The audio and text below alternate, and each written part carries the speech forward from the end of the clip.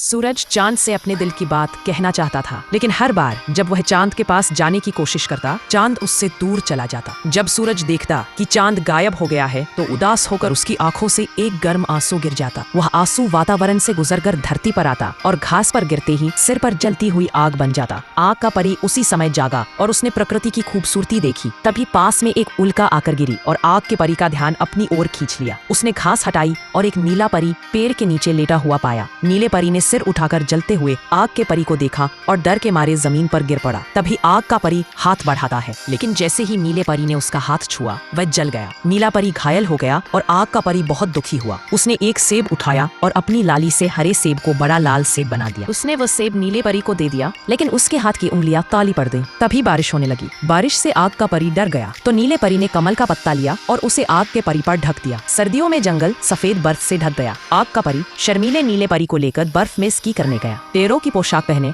आग का परी अच्छा खिलाड़ी नहीं था और जल्दी ही गिर पड़ा। उसके गिरते ही बर्फ पिघल गई और वह सीधे जमीन में समा गया। पतझड़ के मौसम में दोनों एक खाई के पास पहुंचे। दूसरी ओर जाने के लिए आग के परी ने दोनों हाथ जमीन में धंसाए और अपनी अग्नि ऊर्जा फैलाई। खाई में शाखाएं उगने लगी। आग के परी की त्वचा धीरे धीरे काली पड़ने लगी और जल्द ही खाई पर लकड़ी का पुल बन गया। जैसे ही नीला परी पुल पर चला, आग के परी की ऊर्जा खत्म हो गई और वह खाई में गिर पड़ा। तभी अचानक आसमान अंधेरा हो गया। नीले परी ने पीछे मुड़कर देखा तो पाया कि आग का परी गायब हो गया है। वह तुरंत खाई के नीचे उतर गया। आग का परी वहीं उसकी प्रतीक्षा कर रहा था। उसकी सारी ऊर्जा समाप्त हो चुकी थी। नीला परी उसे जगाने गया और यह एक जादुई पल बन गया। आग का परी फिर से जीवित हो उठा और दोनों आकाश में उड़ते हुए धीरे धीरे एक दूसरे में मिल गए। वे मिलकर आकाश में चांद बन गए और धरती को फिर से रोशन कर